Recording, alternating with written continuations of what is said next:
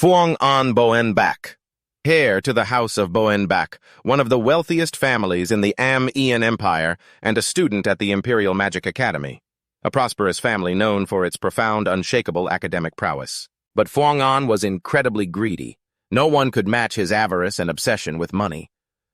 During the Am-Ian Imperial Academy's debate competition, the grand prize for the winner was a masterpiece elixir. Phuong An loudly declared, "I hereby proclaim that there is nothing more valuable in this world than money." And from that day on, people started calling him the Money Hound. This money-crazed maniac, Phuong An, was enjoying himself as usual, receiving a report from the merchant guild his family runs. The moment he held the paper, he asked, "So how much did we make this month?" If an employee reported that the earnings were less than the previous month, they were in for a world of hurt. Phuong An would wrap the heads of those who failed to meet his expectations. It was a perfectly normal day for him, as they say. Tragedy often strikes when we least expect it. Phuong An was walking in the courtyard, grumbling, "When are these people ever going to do work worthy of their pay?" Yai looked at the report and said, "Hasn't he been doing better?" Phuong An was still not satisfied. "He has gotten better, but—" Suddenly, he looked up at the sky. Something seemed unusual. On a clear day, without a single drop of rain, Phuong An was struck by lightning. As his consciousness faded from the shock, a strange soul took the opportunity to possess his body. The moment it saw him, it exclaimed, "Whoa, what's this?" Phuong An, surprised, asked, "Who are you?" It laughed and said, "So this is who I'm about to possess, huh?" He was a bit confused. "Possess, what are you talking about?" While that soul rambled on about things he couldn't understand, Phuong An's instincts realized it was trying to steal his body. He used what little mana he had left to attack the intruder. Phuong An clenched his fist and punched it. The being cried out, "What that hurts, help me!" Although the soul was easily defeated, Phuong An had absorbed a part of it in that moment. Unfamiliar memories flooded his mind. Phuong An felt like lightning was coursing through his brain. He shot up abruptly. Yi anxiously asked, "Young master, are you all right?" And Phuong An saw strange text appear before his eyes. It was a prophecy of the world's end. The end is near. 72 demons will rise again and bring ruin to the world. The descendant of the founding emperor, A-In Am-Ian will, Phuong An Boen Bak, heir to the ducal house of Boen Bak, will be exiled from his family for collaborating with. He will lose all his money and become homeless. Seeing him sitting there, stunned, Yi called out loudly, "Young master! Young master!" The prophecy pointed to a future worse than death for Phuong An Boen Bak, heir to the ducal house of Boen Bak. Will be exiled from the family for collaborating with. He was terrified. What, me exiled and lose all my money? What the hell is this? After that day, he tried every way he could to find out about that strange soul. Why did it try to possess him? And why did he receive those memories? In the end, he found nothing. But one thing was certain, the prophecy was real. It was 100% accurate, at least for now. Because of this, he could use the prophecy to make a profit. However, he wasn't happy. After all, if it was real, his downfall was also drawing nearer. So he had to be absolutely sure that these words were true. Phuong An returned home after his classes. Yi asked him, "How was school, sir?" He gave a curt reply, "Same as always." Yi hung his master's coat on the rack and offered, "Would you like some coffee?" Phuong An reached for the newspaper on the table and replied, "Yes." Yi saw him staring at the paper, searching for news. "Where's the news about the academy?" Yi thought for a moment, then asked, "Young master, have you been feeling unwell lately?" Phuong An denied it. "No, why?" Yi continued, "I feel like you've been more worried than usual." Surprised, he turned and asked, "Since when?" I replied, "For about half a year now, sir. Sometimes you seem to have your head in the clouds. I call you several times and you don't answer. Other times you make very impulsive decisions, even though you're normally so careful and meticulous about everything.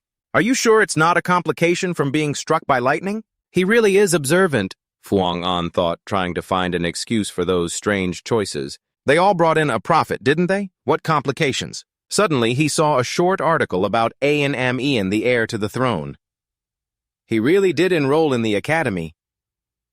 Yi suddenly asked, "Do you have another source of information, sir?" Before he could finish his sentence, Phuong An quickly left. "I'm heading to the south side for a bit." Yi wondered, "What about your coffee?" The Imperial Academy was located on an island called Bazian. The environment was mostly artificial, created by magic. The southern part of the island was a waterfront area. He rode a horse to this area to scout it out. He thought to himself, "This way I can confirm the accuracy of the prophecy." Among the prophecies, 3 things were seared into his brain. First, the future where Phuong An, Boenbak, is exiled from the family. Second, the future where Phuong An Boenbak doesn't have a single penny to his name. And third, the future where Phuong An Boenbak. These things made Phuong An extremely panicked. He spurred his horse on, muttering, "No, no." He rethought it once more. First, the future that awaited Phuong An Boenbak. Second, the 72 demons that Konomo had summoned would rise again. Third, the future where Ain Amian saves the world from the demons. Ain Amian, a name known to everyone in the empire, a descendant of the founding emperor Kalanoser Amian. The Amian family had built the Amian Empire with 5 neighboring kingdoms, but after 1,000 years, that family had lost its power. The prophecy only said that Ain Amian was the main character. After passing the entrance exam, Ain headed for the southern wetlands instead of returning home. The reason he enrolled was to find the map that the founding emperor had left behind. Since the details surrounding such matters came from the novel I read after enrolling, if he acts exactly according to the prophecy, it's the best way to verify it. He's not just the focal point of the prophecies, but he's also directly connected to my own dark future. There seems to be a detail about someone giving Phuong An expulsion documents. Phuong An stopped his horse and observed his surroundings. He was worried about something even worse. I don't know why Ain Amian hates me. I couldn't read the entire prophecy. He never had a favorable impression of Phuong An Boenbak because parts of the prophecy were blurred out. So I could only get a general idea of the events. You can't see the details. According to the document on relationships, I joined forces with the demons. That makes no sense at all. Joining forces with demons. Phuong An searched thoroughly. He must be around here somewhere. Ain is looking for a hidden dungeon in the wetlands because the founding emperor left behind a sword containing the ego of the empire's first royal knight. Dan Fan Passen is here.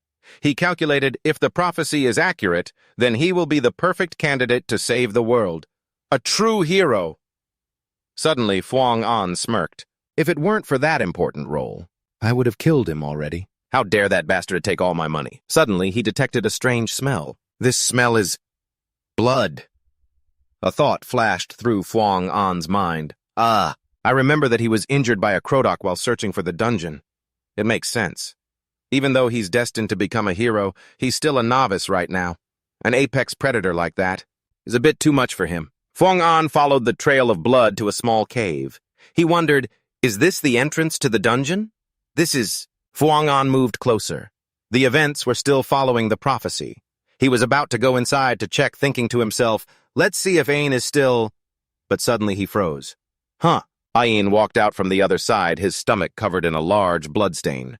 Phuong An was inwardly surprised. Why is he out here? Did I get here too early? Let's just act like this is a coincidence. He put on a serious face and warned him, Ain Amian, new students are not allowed here. Ain asked, puzzled, You don't know who I am? Phuong An retorted, Is there anyone in this empire who doesn't know you? He then asked politely, My apologies, but you are... The man replied, Phuong An. Ain was startled and blurted out, Phuong An Boenbak. Phuong An put on a cold expression and snapped, A bit too casual, don't you think I'm a year above you? He quickly corrected himself. Right. My apologies, Senior Boenbak. He feigned ignorance and asked, Were you injured by a lizard man? Ain answered honestly, It was a Crodoc. Phuong An acted surprised. A Crodoc! Those are hard to come by. You're really unlucky. He tossed him a potion. This is a high-grade potion. It's definitely more effective than 10 low-grade potions. Ain exclaimed, High-grade. Phuong An noticed he wasn't using honorifics. Phuong An snapped, Senior Boenbak. He froze for a moment, then explained, I don't have any money.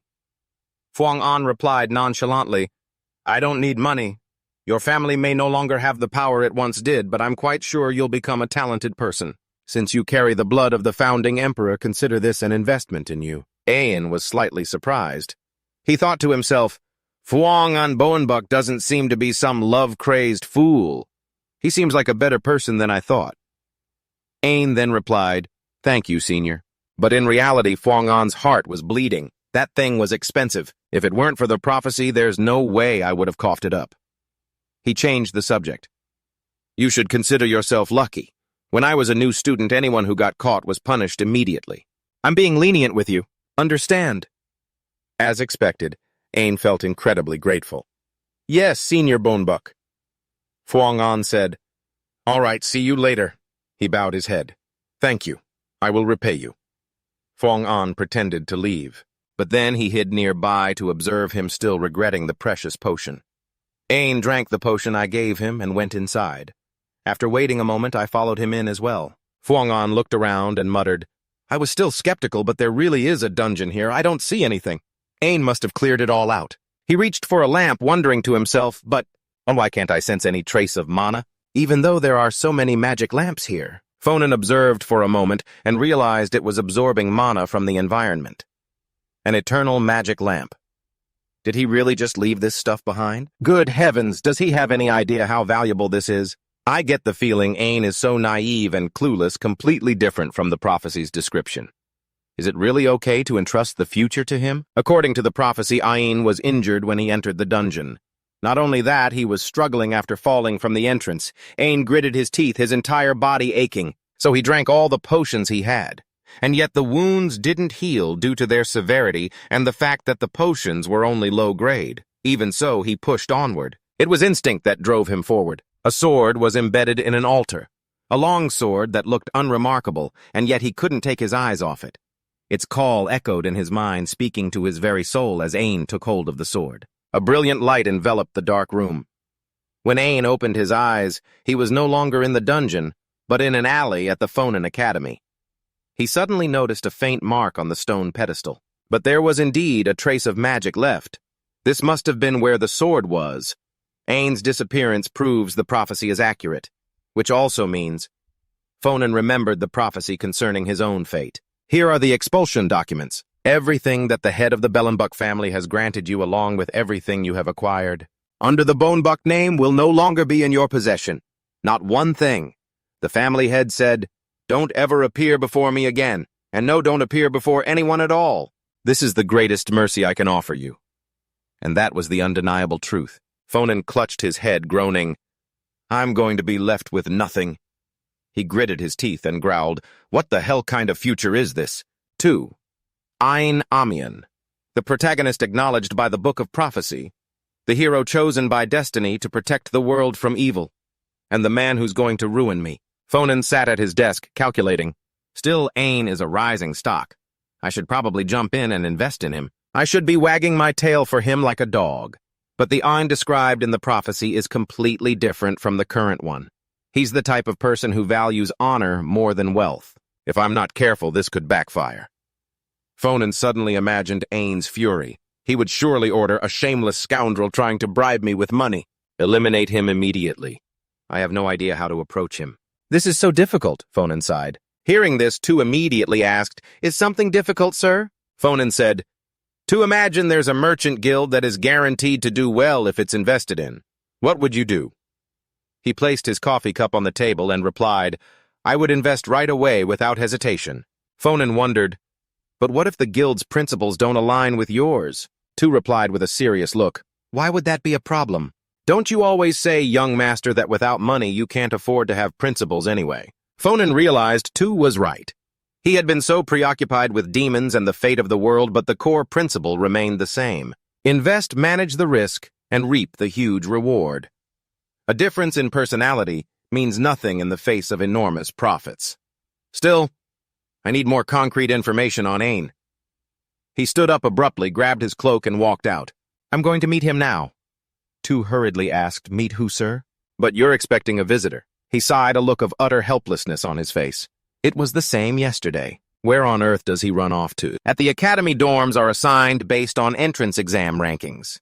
Ranks 1 to 10 are placed in the top-tier Redivius S building.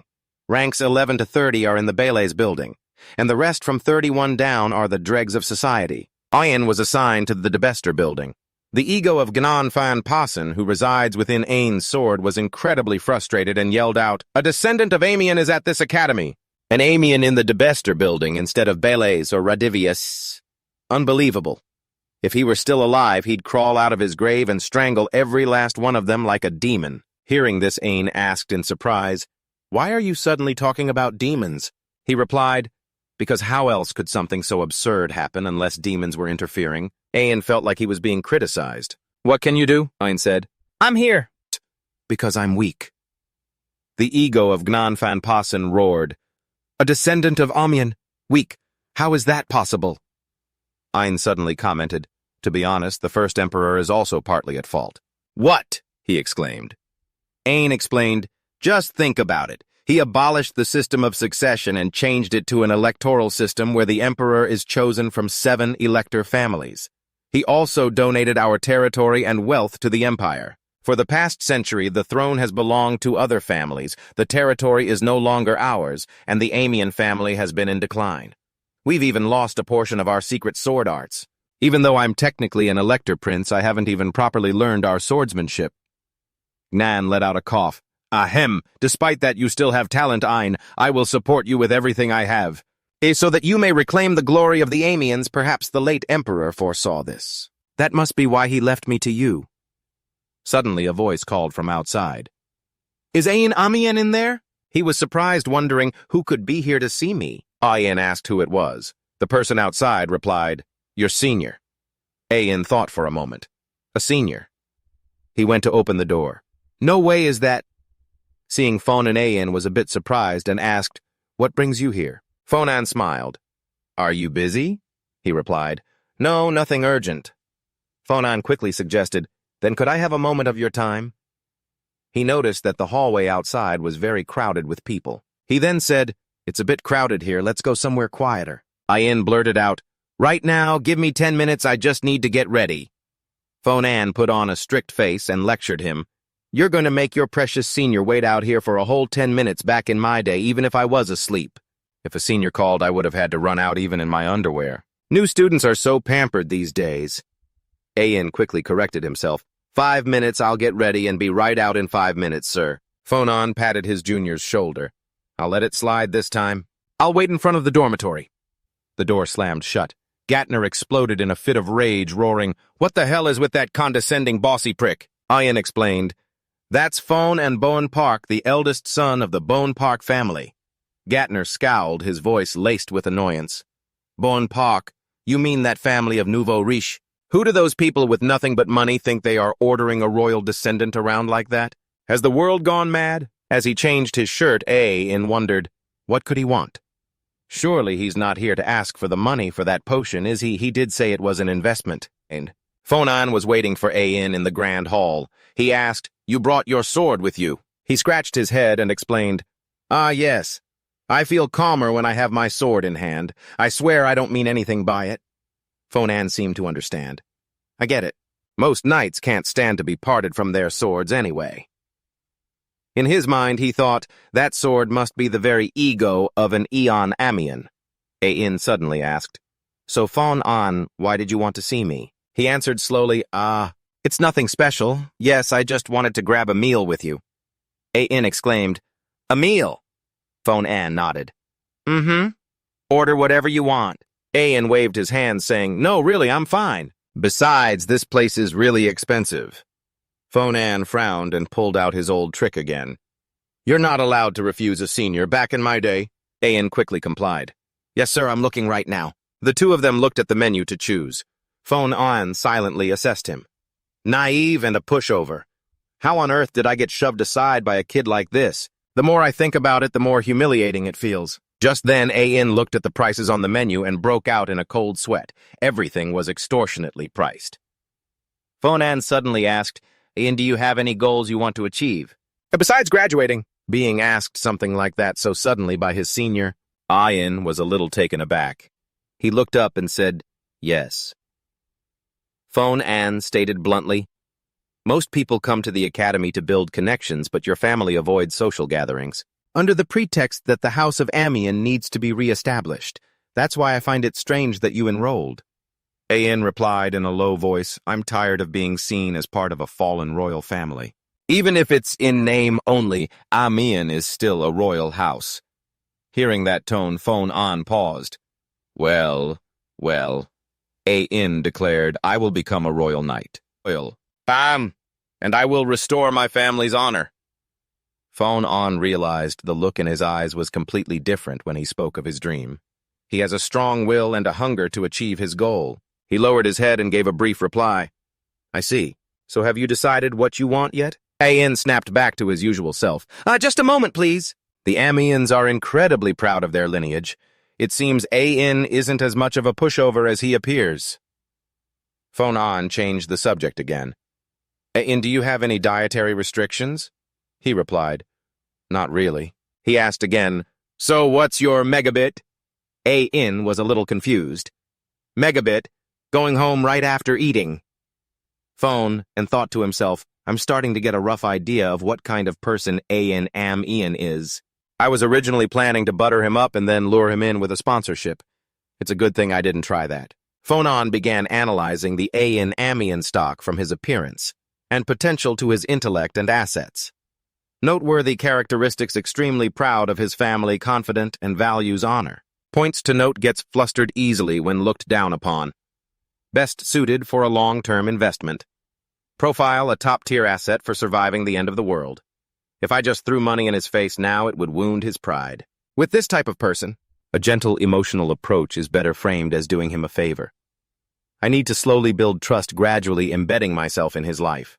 If I'm patient, when the time comes, he'll seek me out on his own. When that time comes, one tug on the line and I'll land a massive golden fish. I'm going to make him my ally and then drain him of everything he's worth." Yi suddenly entered the room. He asked, "Young master, you've returned. Where have you been, sir?" Fon-an replied nonchalantly. "Just meeting an acquaintance?" Yi asked curiously. "Was it Bochep, sir?" Fon-an was puzzled. "Bochep? Why are you suddenly mentioning him?" The attendant reminded him, "Luina Bochep. He came today to discuss the matter of the debt, sir." Fon-an suddenly remembered. "Ah, that was today?" Yi sighed. "If I had known you would be returning late, sir, I would have sent him away. I told him to wait, but after 3 hours, she left. Bochep probably thinks you stood her up to make her lose heart." Fon-an reached for his coffee cup and replied calmly, "The more discouraged, the better. It took so much effort to tie them down, so we have to hold them tight." Suddenly, he felt dizzy. Fon-an clutched his head and cried out. Tu asked worriedly, "Young master, are you all right?" He replied, "I'm fine, just a sudden headache." Strange lines of text suddenly appeared in Fon-an's mind. He was utterly astonished. This is a prophecy, and it's the part I couldn't read before. How did it suddenly appear now? Her brown hair like a drifting cloud. Her aquamarine eyes are only enough to describe a fraction of that girl. Her sword strokes are exquisite, beautiful, and noble, and more vibrant than anyone else's. A-In was captivated by that dance. Under the moonlight, she is surely talented enough to become a royal knight, but there is a shadow in her heart. If those chains are broken, she will be able to spread her wings and fly free. Those chains, I want to free her from the house of Bonebook. Isn't that Luina Bochep? Fon-an wondered, is that why A-In resents me? He clutched his head and swore, "Damn it." Tu standing before him froze upon hearing this. Fon-an quickly explained, No, I wasn't talking about you." Luina Bochep was waiting in the lobby below. She thought to herself, Fon-an Bonebook intentionally stood me up yesterday, and now he's summoning me again. I'm the one who's anxious because of the debt. Luina wondered, is he trying to crush me? Fon-an stood behind, observing the girl for a moment. He felt that just from looking at her back, he could tell how uncomfortable she was. The Bochep countship was originally a margraviate. They were once a powerful family that protected the northern front lines of the empire, one of the 7 elector families. But after being swept by a wave of giant monsters, their solid legacy collapsed and their glory vanished. To rebuild the family, the Bocheps had to sell everything they had, including the official deeds and the Golden Seal decrees proving their right as imperial electors. But it still wasn't enough at the time. The one who helped the Bocheps was Duke Ivan Bonebook, the head of House Bonebook, my father.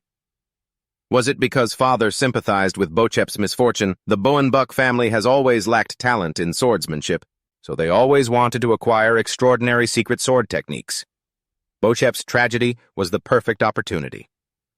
Bonebook prevented other nobles from providing financial support to the Bocheps, gradually forcing the Bocheps to take on a huge debt. This way, the Bocheps could avoid disappearing, but the annual interest still made them suffer. Fuang An calculated. If I pressured them a little more, I could have gotten the secret techniques. And yet fate painted Luina as Ain's future love interest. The analysis of Luina Bochep showed that from her appearance, potential, and assets to her intellect, the noteworthy point is a debtor with the talent to become a royal knight. Ain's future lover has a connection to Ain. Fuang An calculated, restore the family, save the world, fall in love. That's what Ain likes, isn't it? I have to forget about the secret techniques. If Luina is connected to Ain, I have to make sure she doesn't hate me.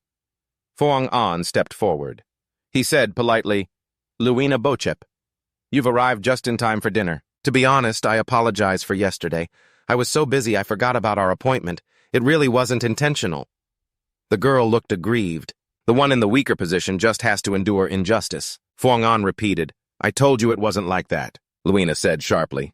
Fine, I'll pretend that's the case. He replied, No, you don't have to pretend.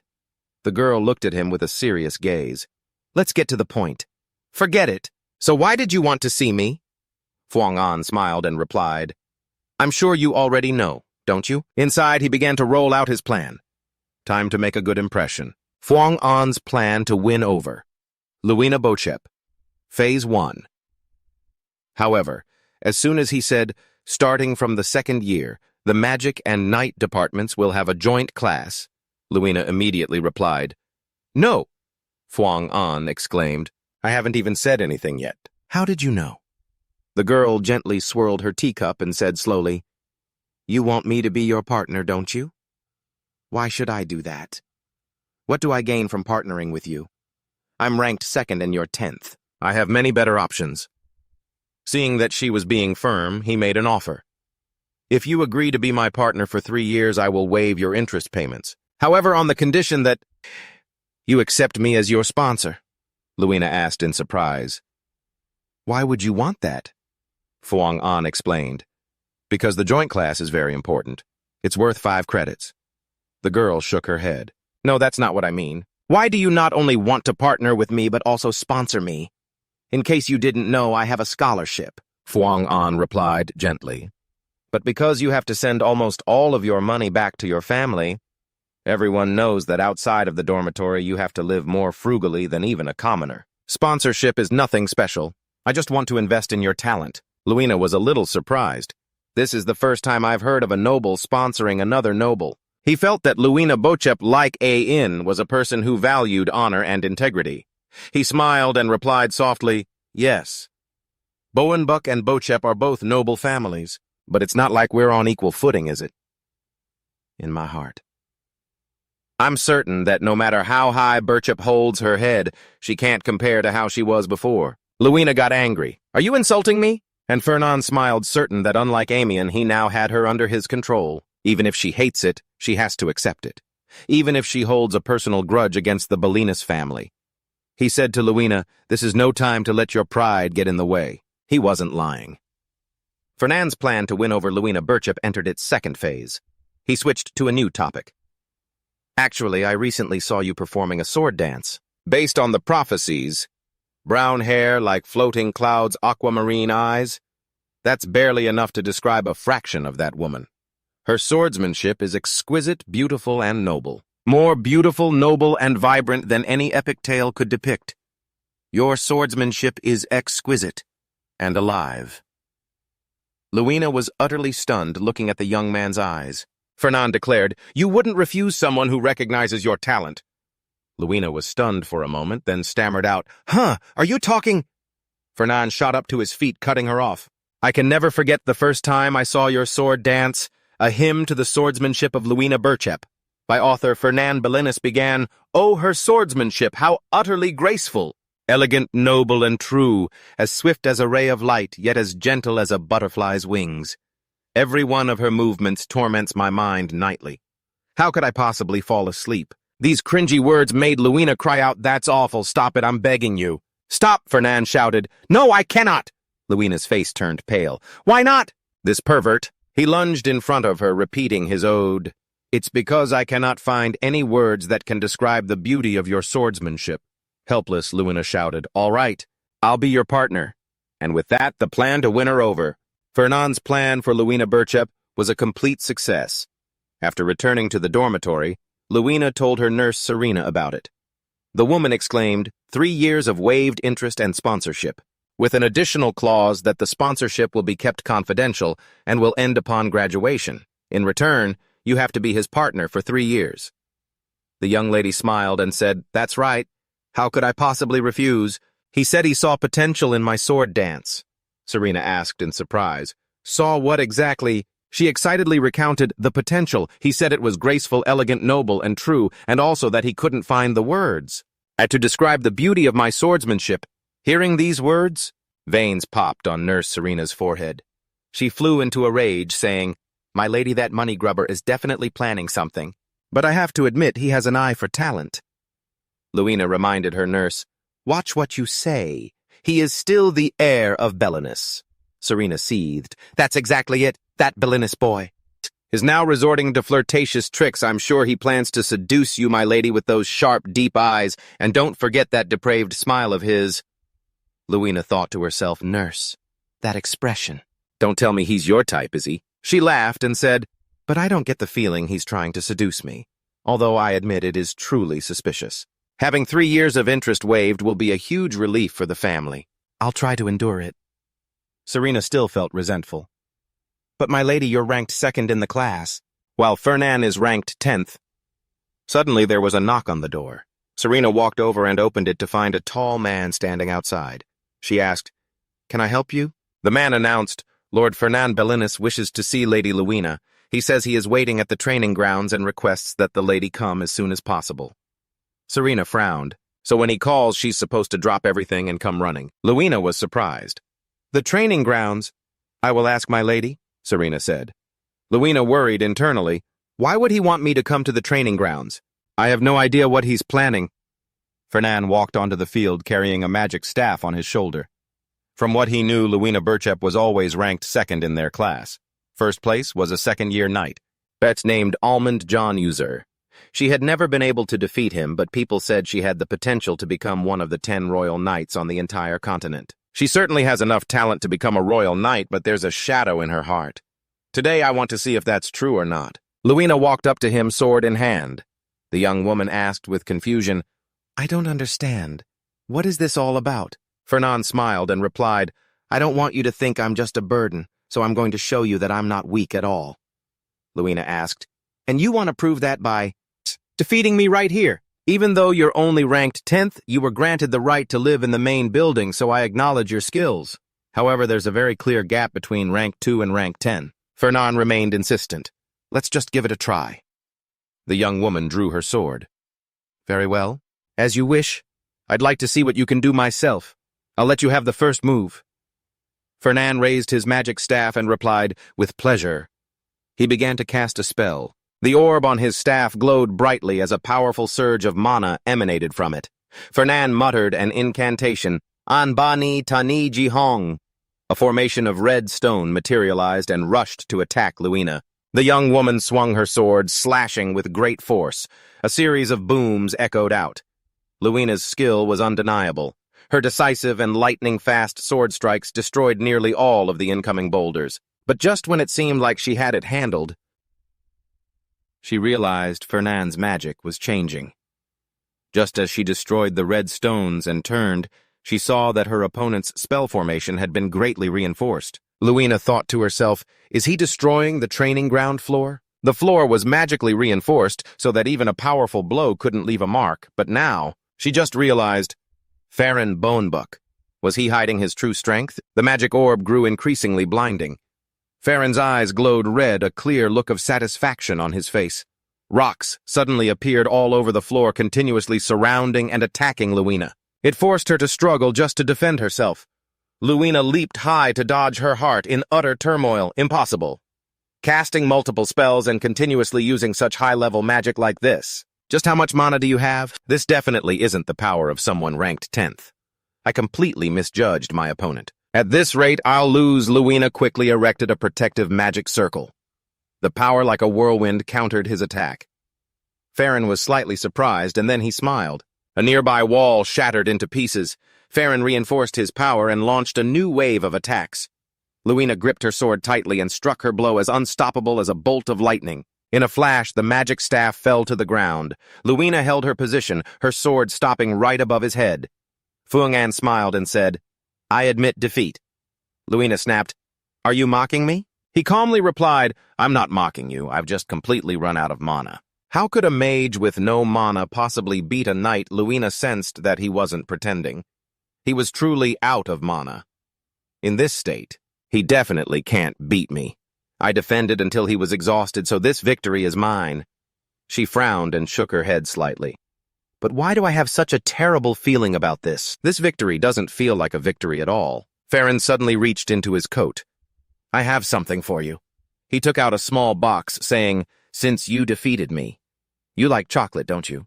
It's Wizard's Kiss chocolate. My family makes it. It's delicious." Luina couldn't hide her delight. "Oh, chocolate!" Her mouth was already watering at the sight. Farron added, "If you don't like this kind, I also have World Tree Bark chocolate and pecan cheese, a specialty of the Phrasia Kingdom. Just say the word, I have it all." Suddenly, Luina realized something. "Wait, hold on," she asked loudly. "Did you investigate my background?" Farron's expression seemed to say, "Wipe your drool and then we can talk."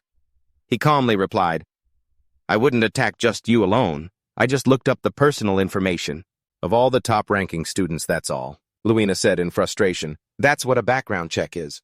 And giving me chocolate because I won a duel. Do you think I'm a child?" Farron feigned surprise.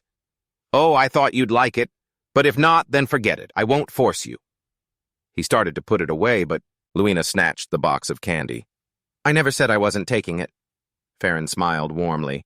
"Well then, let's get along from now on." He turned to leave, but Luina suddenly called out, "Wait, what is it?" He asked, "What's up?" She said seriously, "The amount of mana you possess is enormous enough to launch such brutal attacks continuously.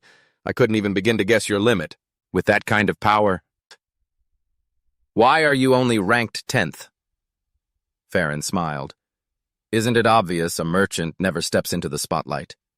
He's truly a cunning and unpredictable person." Farron returned home. Seeing the tattered magic staff and various fragments on the table, Tu immediately asked, "What happened here? What did you do to completely shatter both the mana storage unit and the mana amplifier?" Rummaging through his coat, Farron replied, "I had a duel with Luina. She's really strong. I prepared thoroughly, but everything still got destroyed. Not only that, she forced me to use up every last drop of my mana, and she still held out until the end." He placed a small orb on the table. Tu sighed wearily. "Why would you use such precious items?" "Just a duel with Luina Bochep," Farron replied. "It's an investment for the future." Tu was confused. "The future?" He answered vaguely, "Yeah, something like that." Tu mumbled, "No. Don't tell me the side effects from being struck by lightning have returned." Farron sat lost in thought, recalling the duel. Beautiful. Ian was right. The swordsmanship of Luina Bochep is swift, and yet it carries an air of nobility. Now I understand why Father craves the Bochep family's secret sword techniques. Luina is truly talented. Standing beside him, Tu muttered, "I can usually guess the young master's intentions, but this time I really have no clue." Farron, however, was still lost in his questions. But why has she never taken first place? Is it because her equipment isn't good enough? He was suddenly startled by Tu's loud voice. "Young master, what are you going to tell the Duke about this?" "The Bochep family's secret sword technique has been his Grace's lifelong wish." Farron replied, "Ah, about that. I wasn't really thinking when I did it, but now that you mention it, I'm a bit worried." "Do you think Father will disown me?" Tu exclaimed. "Disown you no way. He'll probably just kill you to get it over with." Farron was taken aback. I'm his own flesh and blood, you know." Such a double standard. Paperwork and procedures are so complicated, yet getting rid of someone is so simple. Fuang-an wondered if he'd really kill his own son just for obstructing his plans. In any case, I decided to write to Father about the Bochep incident beforehand and wait for his reply.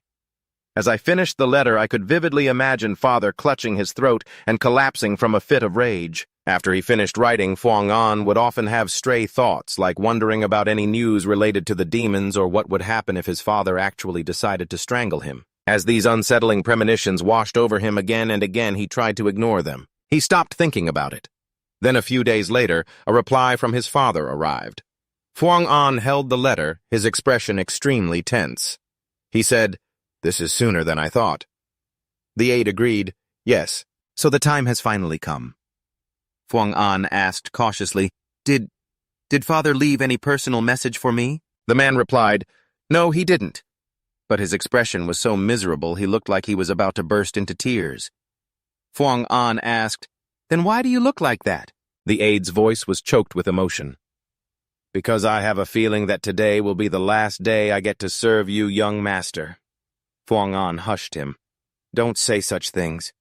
He was certain this couldn't be the reason. That I'd get disowned. I remember it clearly. I was disowned because of in Amian. For the crime of colluding with a demon, I was exiled. His aide took out a handkerchief, tears streaming down his face. My dear friend, why were the calculations so meticulous? But this incident has nothing to do with demons. It'll probably be fine. He opened the paper. Inside was a single sentence. You have been possessed by a demon. Signed, from Yvonne Bonebuk. Fuang An's face went rigid. He said to his aide, We have to go see father, immediately. His aide froze. What is it? What does the letter say? Fuang An thought to himself, a demon, no. That can't be right. Am I really getting tangled up with demons in this way? No, it can't be. His mind was in absolute chaos. I can't just admit I have a book of prophecies. Fuang An arrived at the Bonebuk castle. The butler bowed and said, This way, sir. The book of prophecies. It doesn't exist in a physical form, and there's no way to prove a book of prophecies exists only in my mind. Father will think, Father, that a merchant is having absurd delusions, or he'll fly into a rage thinking I'm trying to ruin the family's reputation. I have to offer something else. Something that can compensate for the losses from the Bochep incident. He followed the butler to his father's office. As the door opened, Yvonne Bonebuk was sitting at his desk. He put down his pen, looked at his son, and spoke. You're calmer than I expected. I was starting to think you were on something. And had lost your mind. Or perhaps that the demon destroyed by the former emperor had been resurrected and possessed my son. If it's none of those things, then explain why you did it. Fuang An calmly replied, I've decided to invest in the Bochep affair in a more beneficial way. Yvonne asked, What investment could be better than the top-secret swordsmanship manual? He replied, That I cannot say. His father's voice was stern. Fuang An, this is not a request. Right now you are a criminal, a fool squandering the family's assets. Without flinching, he replied confidently, I know. However, my opinion has not changed. If you entrust the entire Bochep affair to my handling father, I am confident I can bring in a profit even greater than that swordsmanship manual. Yvonne stared directly into his son's eyes and challenged, Is that so? Then let me ask again, where does this confidence come from? Fuang An maintained his answer, I cannot say. His father's eyes filled with disbelief. Ridiculous! I never taught you to be so impulsive. Do you not understand that this isn't a matter that can be resolved with a childish tantrum? Fuang An saw how resolute his father was. He thought to himself, just as I predicted. I have no choice but to use what's mentioned in the prophecy as a bargaining chip. I didn't want to have to play this card so soon. But now I have no choice. Fuang An replied calmly, I am not throwing a tantrum. In exchange for my taking full responsibility for the Bochep incident, I will provide you with information, father. Information that only I know. Yvonne tapped his fingers on the desk and asked in a softer tone, Information only you know. He explained, Father, you know that I run my own private intelligence network. He replied with a hint of sarcasm. I doubt it's much better than a bunch of children playing house. But fine, continue. What is this grand piece of information Fuang An revealed to the west of the Arut mountain range? And in the territory of Viscount John Otso, there is an undiscovered magic stone mine. Yvonne exclaimed, A magic stone mine? I've never heard of any mine in that region. How did you find this out? Your amateur intelligence network is no different from children digging in the dirt. But it is children who are always digging in the dirt. And sometimes they accidentally dig up a buried coin. That place in the Arut range is more than enough to cover the damages from the Bochep affair with a large amount left over. These words made Yvonne's expression change. Fuang An asserted, It's a mountain of money. Magic stone is an ore containing mana considered one of the most precious minerals. Because of that, it generates money. A lot of money. However, the magic stone mine in the Arut range was only mentioned in passing in the prophecy. There weren't any specific details. I've never seen it with my own eyes, so I have absolutely no idea what its scale is. But at least it's enough to buy me some time. Fuang An presented his plan. A shipment operated by House Otso was just sunk in a storm. Their financial situation is not very good right now. If we cleverly use this opportunity, we can seize the mining rights. He calculated to himself, as for the prophecy being discovered, it would be best so to delay revealing it for as long as possible. Yvonne said, "If what you say is true, it would be enough to cover the damages you've caused. However, it still needs to be verified. That will take time. So for now, go back and focus on your studies properly. When we have the results, I will call you back." Fuang An replied firmly, "Understood." He immediately turned and left. I was a little worried. Had I managed to quell the old man's anger? Why do I feel like 15 years of my life just vanished? Suddenly, Yvonne called out to Fonan. Startled, he turned back and answered, "Yes, father." Internally, his thoughts were in chaos. What, did I do something wrong again? Yes. But his father just said, "Since you're here, let's have a meal together." I can't just send you away. Fonan sighed in relief. Ah, that's right. The thick, sturdy door was quickly shut after Fonan left. Yvonne immediately began his reprimand. "I'm a little disappointed in you. Even the Black Tortoise couldn't find what you managed to." Note: the Black Tortoise is an intelligence unit under Duke Bombbox. Orlando replied in a serious tone, "My sincerest apologies. I will have them reinvestigate everything." Yvonne reminded him, "Don't be too harsh. Take it slow." He then suddenly asked his partner about something more important. "What do you think of Fonan?" Orlando laughed and said, "Are you planning to do business with the young master? You've become a merchant yourself now, Your Grace. I still have some questions. I'm suspicious about how he found that magic stone mine. That should become clear once the specialists who investigate mineral veins are involved." Orlando asked, "The Golden Pillar, you mean?" Note: the Golden Pillar is an intelligence unit directly under Fonan. Analysis: Fonan understands the value of minerals for profit very well. That's why, even with his talent for fire magic, he chose to become an earth mage. Of course, this information still needs to be verified. Orlando speculated, but it's very likely the young master truly does possess the Golden Pillar, and has developed that organization to the point where they can even locate mineral veins. Yvonne gave a satisfied smile. That kid has been obsessed with minerals since he was little. I never expected he'd accomplish something like this. He looked at the paper in his hand. "A magic stone mine, huh? Whose son is this clever?" Yvonne's expression suddenly turned serious. He instructed, "One more thing. Investigate that girl Luina Bochep thoroughly. I want to know exactly what she did." "To seduce that boy?" Orlando asked. "You mean the young master has fallen for Luina Bochep?" Yvonne cut him off. "I'm done speaking. You may leave." "You may. No profit, no investment. But if there is profit, you must put down the money." He was silent for a moment, then added, "But if you invest for no clear reason, it means your eyes have been caught by something else. If it's not the love of youth, what else could it be? But I have a feeling that's not the whole story. That boy loves money more than his own life. What on earth did he choose in the end?" In the grand hall, Luina was eating a large cup of ice cream. Fonan asked, "Did the great Aaliyah pair up with Carlos Janep?" She replied, "Yeah.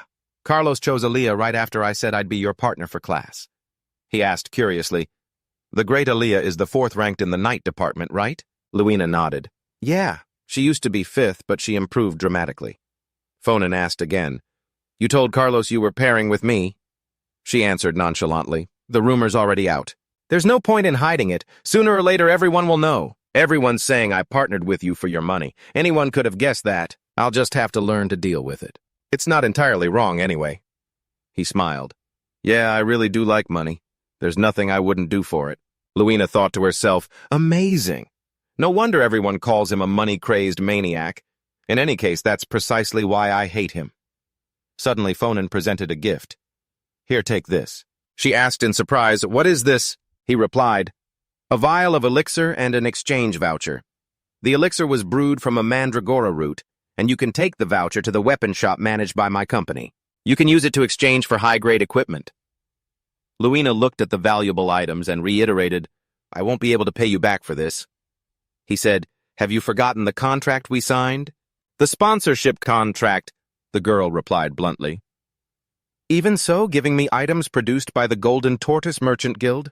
This is far beyond what I can accept as a gift. Don't you think this is too much?" "The Golden Tortoise is the merchant guild run by the Bellenbach family." Fonan smiled and nodded slightly, continuing, Judging by your reaction, it seems you think so too. He replied with a firm, not at all. His mind was full of calculations. Yeah, it really is too much. But if this is the price to win Luina's favor and avoid a future where I become a beggar, then it's a bargain. Plus, if she becomes strong enough to help me fight against demons, it'll be even more worth it. Luina refused firmly. But it's still too much. I can't possibly accept it. Refusing sponsorship is a breach of contract. That's reason enough to terminate the contract. The penalty fee would probably be... Startled, Luina quickly cut him off. All right, I'll take it. Fonan stood up. Good. See you in class. I have something to take care of, so I'll head out later. He left quickly, leaving Luina sitting there worriedly. Even for a sponsorship, this is still too expensive. She suddenly wondered, oh, right, was there a penalty clause in the contract? Luina replayed her memories, searching for a long time. Was there No. There definitely wasn't one, right? She suddenly felt a sense of dread. What the? Did he just lie to give me these precious things? So he's really trying to tempt me. To steal the secret swordsmanship manual, just like Nanny said. Go ahead and try, but don't even dream of succeeding. The class had already started. Feng-an stood on the balcony observing for a while. He mumbled, A-in should have been in this class by now. Where could he be? Ah, there he is. A-in stood in a group of students on the other side of the training grounds. It was the first class for the first-year Night Division War and Practical Combat, a subject famous for evaluating students' true abilities, through friendly matches. According to the prophecy, ever since A&M, Ian possessed the spirit sword of Gnalfred Bazin, he would become bright and famous, and his journey to become the world's savior officially begins here. Suddenly a voice rang out, Who is that person over there? The moment Feng-an turned around, he recognized him. He never expected to see Louis Traben here. Feng-an eagerly asked, How have you been, Your Highness? He patted his shoulder, smiled warmly, and said, Your Highness. It's been a while. Why are you being so formal? Just relax, Feng-an explained. This is the first time we've met since becoming second years. I thought we should at least greet each other properly. Curiously, he asked, What's going on? Have you got your eye on any new students? He slowly replied, I always keep a close watch on the ones in the rankings. What about you? Feng-an probed, Are you here because of A-in Ian? Louis didn't hide it at all. Of course. He's from the old royal family after all. For the past 100 years, no one from the house of Am-Ian has set foot in the academy. So it's understandable that everyone is curious now that one has enrolled, right? Feng-an thought to himself. Louis Traben, the second prince of the current empire. The royal family. Straben has held the throne for 3 generations, since being elected as the royal house 100 years ago.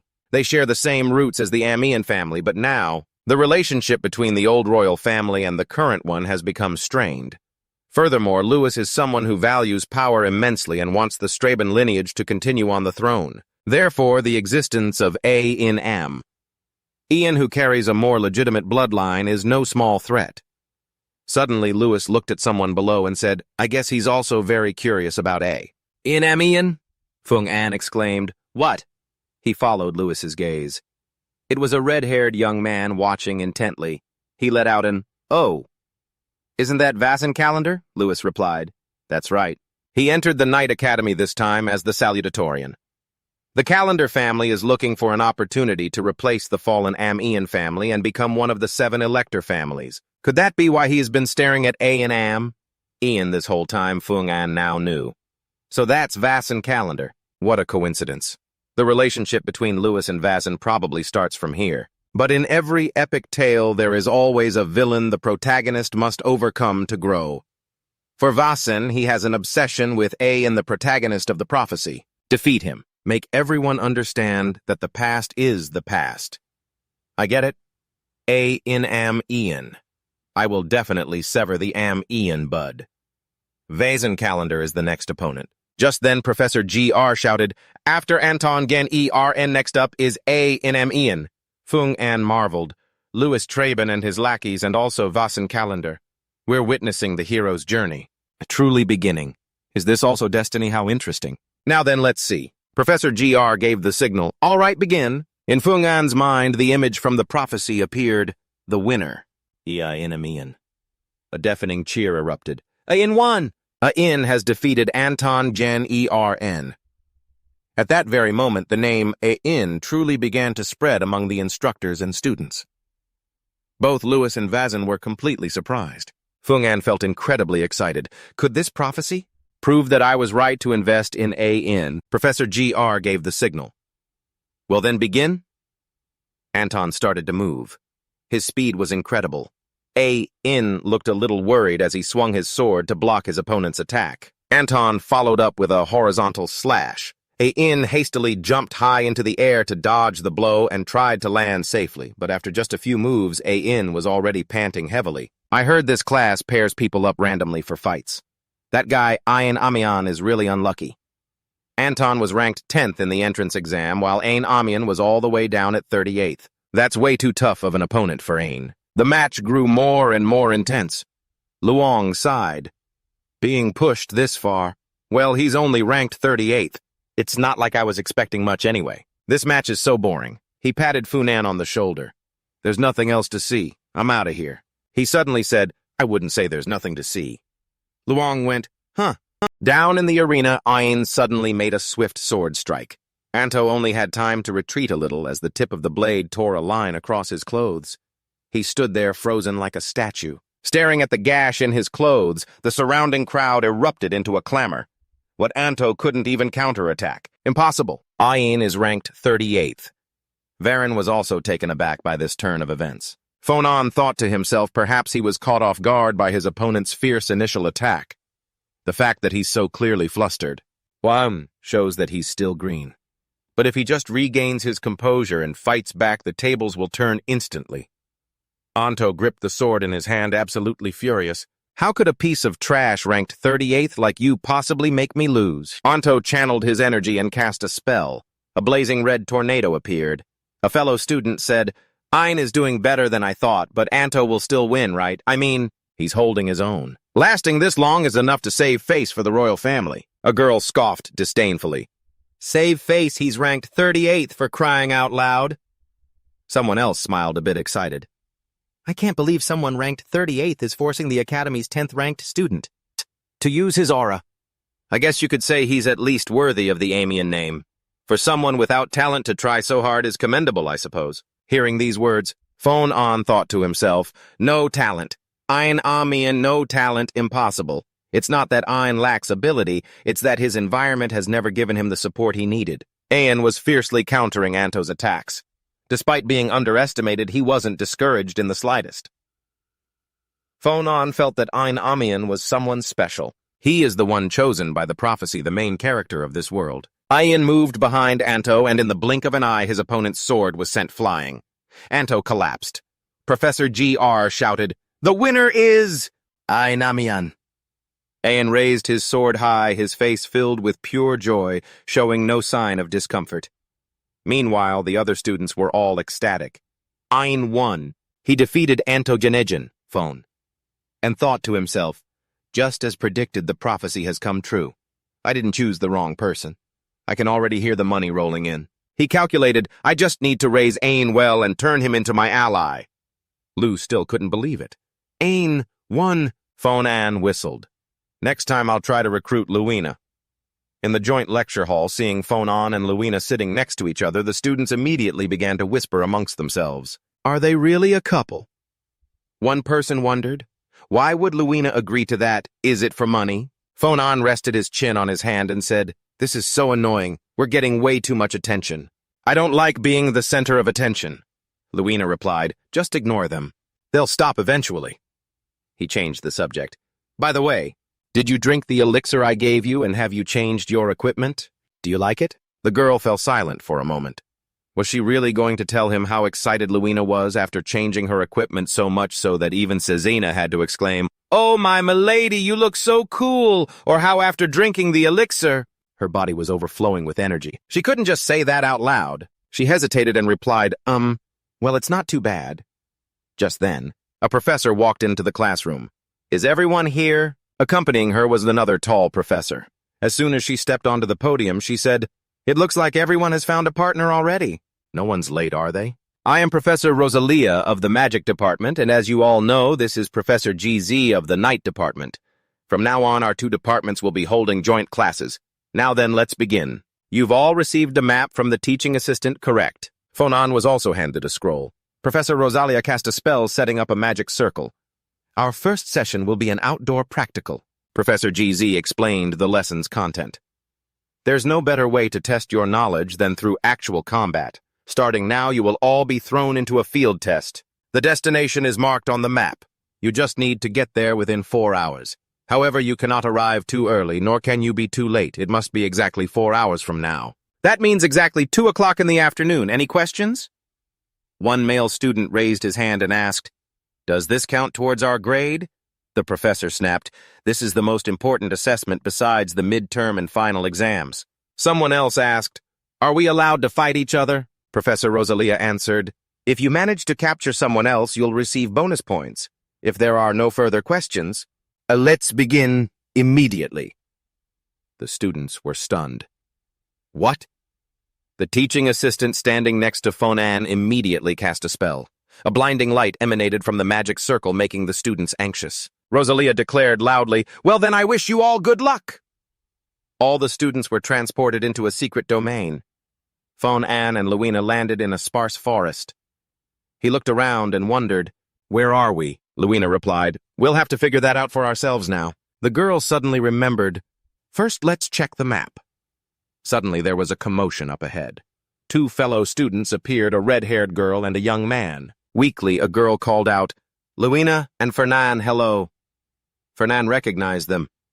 "It's Dian Hak and Net Balin. Aren't they both ranked outside the top 70? Luina asked. "What should we do now?"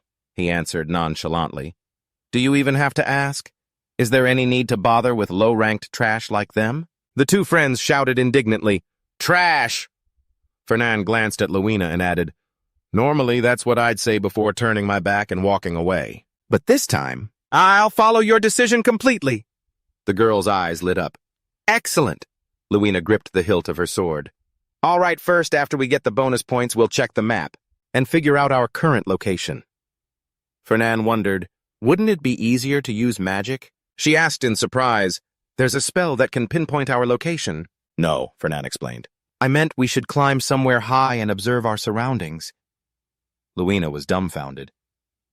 How is that any different from just looking at the map? Whatever, let's just get past those bushes. Seeing them deep in discussion, Dian and Net Balin leaned over to whisper, "This is our chance. Run." But after just a few steps, Luina was already blocking their path. "We need to claim those bonus points." "Where do you think you're going?" Dian and Net screamed, "Ah!" But just as Luina's sword was about to pierce them, a protective magic circle instantly appeared, shielding them. Her sword stabbed into their map scroll instead. Only then did Fernan realize. "So the maps from the teaching assistants have defensive charms on them, huh?" Luina said. "That's right. If I'd known, I wouldn't have gone so easy on them." He yelled, "You call that going easy? You were attacking them like you were actually trying to kill them." On the system monitoring board, the entry for Dian Hak and Net Balin Magic Department, rank 77, slowly faded away. Professor GR exclaimed, "Another team eliminated. People are being eliminated much faster than I expected." Rosalia mused, "But it's strange. No one has been defeated by monsters. They've all been eliminated from fighting each other." GR suddenly asked, "By the way, Professor Rosalia, are there any pairs you have your eye on this time?" She looked at the magic formation and replied slowly, "If we're just going by the scoreboard, the pair of Lucas Traben and Alon Johnson S. is the strongest. The team of Carlos Janep and Aaliyah Toting is also worth watching. But the pair I've got my eye on the most is without a doubt Luana Birch and Fernand Boneberger." GR recalled, "Ah, yes, that pair. They really caused quite a commotion among the students. Luana is the one who really lost out by partnering with him. Could it have been for money? But Fernand doesn't seem to care about scores at all." Rosalia smiled. "Perhaps there was another reason he chose to team up with Luina?" GR asked in surprise. "So it wasn't for the points," she confirmed. "That's right, because Fernand is a student who can raise his score anytime he pleases. He doesn't need to partner with anyone." GR was confused. "He can raise his score anytime he wants." "What do you mean by that?" Rosalia explained. "Fernand is always ranked 10th. No higher, no lower. It's normal for a good student to be at the top but staying precisely in 10th place all the time. That's a bit strange, don't you think? The current rankings are first Carlos Genep, second Lucas Traben, third Daisy Ha, fourth Jin Barathe, fifth Neji Hoffman, sixth Ita Roman, and 10th Fernan Boone. Furthermore, Fernand's theoretical scores are almost perfect, but he always loses just enough points in his practical exams, no more, no less, to keep him in the Radiant S building. So people just assumed he was the type who doesn't like to stand out, GR surmised. Which means that Fernan character is deliberately hiding his true strength. Rosalia agreed. Exactly.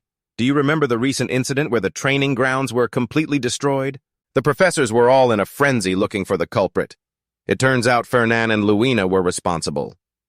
GR cried out in astonishment. What? They were the ones who trashed the training grounds. There's no way any student could be powerful enough to destroy that place. She smiled. That's not true, and that's why this is so intriguing to me. He asked, what is why Fernan is hiding his power? Rosalia replied, no. I'm curious why he's decided to stop hiding it now. Meanwhile, inside the trial grounds, Fernan stood atop a mountain checking the map and observing the surrounding terrain. The marked location on the map is the northern coast. I think we're somewhere around here. But from below, non-stop screams echoed. It's Luina. Help me. Luina Birch, you monster. I know points are important, but we're just supposed to be finding our way. While Luina took care of clearing the obstacles, he concluded, this must be the western mountain region then. Luina's voice called up from below. It's all clear on this end. How are things on your end? Have you pinpointed our destination? Fernan leaped down in front of her and answered, all set. We just need to head northeast. We should run into plenty of people along the way. Luina exclaimed cheerfully, excellent, he asked, planning to hunt down the next pair already. The girl brushed a stray lock of hair from her forehead and replied, yeah, we still have a lot of time. I think we should use it to rack up more bonus points. Suddenly, a giant boulder came falling from the sky. Fernan quickly blocked it with his magic staff. A young man stepped out, calling out, well, fancy meeting you here, Fernan Bonberger? It was a familiar face. The duo of Carlos Janep and Alia Toting. Luina said resentfully, what's so honorable about a sneak attack from behind? He replied nonchalantly, in battle anything is fair game. Have you forgotten the professor said this is a real fight? A magic staff in his hand glowed brightly, emanating incredibly powerful magic. Carlos said, you think after running into you this early, I would just let you leave so easily. Bring it on. Seeing the obvious anger on his face, Luina found it a bit hard to understand why Carlos Genep was so furious. Fan Ann guessed, he begged you to partner with him, didn't he? Right. His pride was probably wounded because I stole you. How childish holding such a long grudge over something so trivial. Luina replied with a stern face, stole. That sounds ridiculous. I don't belong to anyone. Hearing these words, Carlos was now more than a little stunned.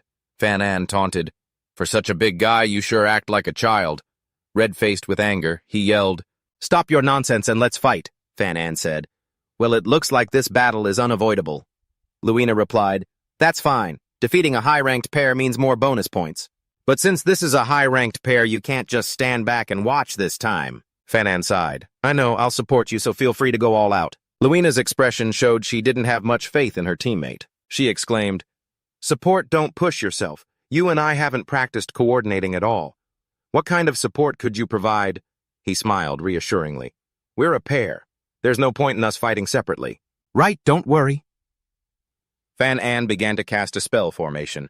Rocks and earth from the ground flew into the air, quickly encircling their opponents as the monolight grew steadily more intense. He said in a loud voice, just trust me. Meanwhile, outside the lecture hall, Professor Rosalia noticed a major disturbance. It looks like there's a rather large battle going on over there. It's the Western Mountain region. Garrick wondered, have the students started fighting monsters already? She immediately checked and found that no monsters had appeared in that area. Let's go take a closer look. The view of the Secret Realm's Western Mountain area was magnified. Garrick exclaimed, it seems the two pairs Professor Rosalia just mentioned have clashed. She replied with excitement, my goodness, two pairs of high-ranking students facing off like this. This is truly something to look forward to. Garrick smiled. Wonderful. Fan and Bonebuck, this time I'll get to see your true strength with my own two eyes. Inside the Secret Realm, the fight between Fanon's team and Carlos's team had now become fierce. Both sides rushed into close combat with full fighting spirit. Luina suddenly felt something was very strange. She thought to herself, what's going on? My body feels unnaturally light. A thought flashed through her mind. No way. Is this a support spell? When did he even cast it? Luina glanced over at Fan An. He was controlling his magic staff with one hand while casting a support formation with the other. She was truly shocked. In the middle of a battle, he still has the time to cast a support spell. Realizing Luina had noticed, Fan An gave her a wink as if to say, "Pretty cool, right?" Right, she thought in a panic. Is this guy crazy? This guy is unbelievable. Aaliyah unleashed a swift attack, her sword slashing toward Luina. Luina immediately leaped high into the air to dodge. She landed and instantly returned to her fighting stance. I can't lose focus. I have to get rid of Aaliyah first. She brought her sword down in a powerful counterattack. With a clang, Aaliyah raised her own sword to block the blow, her entire body trembling from the impact. Luina's strength is incredible. Fan An suddenly shot a beam of light at Luina. She was instantly bound tight, completely unable to move a muscle. Her sword arm went rigid. Luina's thoughts were in turmoil. My body won't move. What the hell is this? But Aaliyah quickly noticed her opponent's predicament. She grinned. I've almost got you. Luina gritted her teeth and shot back. This is nothing! Aaliyah swung her sword and rushed forward. If I just use all my strength and focus my ki... As she channeled her energy, concentrating all her attack power, she brought her sword down with immense force. But to her surprise, what Aaliyah's sword hit was a large rock. She exclaimed in astonishment, What? Then where is Luina?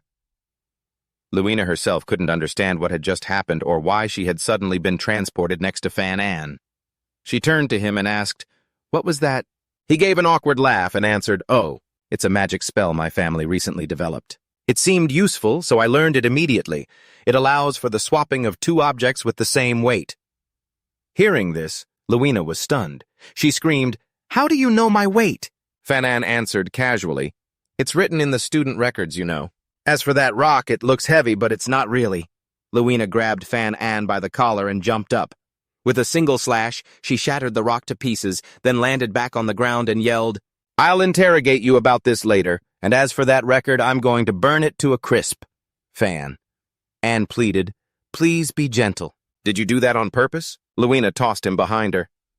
Thump. Fan An yelped, It wouldn't have killed you to carry me properly and put me down gently. She said loudly, I'll take care of Aaliyah. You just focus on stopping Carlos. He picks up the magic staff. I wonder how many more times I'll have to roll around like this. How humiliating. Suddenly, he sees a large magic circle forming in the sky. Fernan smiles smugly. That guy, Carlos. People have been wondering why he hasn't used that move yet. Carlos Genep's signature attack is summoning lightning that falls like rain and a giant pillar of light created from dozens of lightning bolts at once. It's a high-level spell with destructive power far beyond that of a student, and it's also why he's at the top of the Night Division. He reaches into his coat, searching. Let's see now. I've already researched a way to block this attack. Fernan takes out 2 large gems. Now I can finally test it out. Let's see how effective this is. He begins to chant.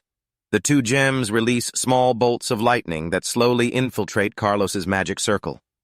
At that moment, Carlos is focusing his energy. As he's casting the spell, he suddenly notices something is wrong. A booming explosion rings out, and the magic circle collapses. Carlos roars in frustration as thick smoke and dust billow everywhere. After a while, the smoke clears. Fernan stands there smiling. It was a success. Carlos, now stunned, cries out, You blocked it! Impossible! How could you? He throws the 2 gems down in front of him. This is a storage device that can absorb magical energy, Fernan says slowly, brushing the dust off his clothes. Of course I modified it a bit. It was expensive and difficult to make, I'll admit. But the results aren't bad at all. If I refine it a little more and succeed in mass-producing it, then this item could definitely be sold on the market.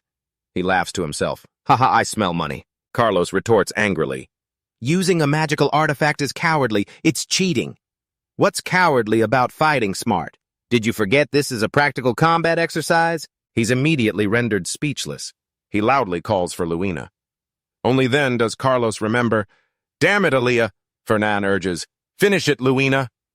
A murderous glint flashes in Luina's eyes as she delivers a powerful slash, finishing off their opponent. But not far away, the pair Luke Traben and Alan Johns have already sensed the presence of their next opponents.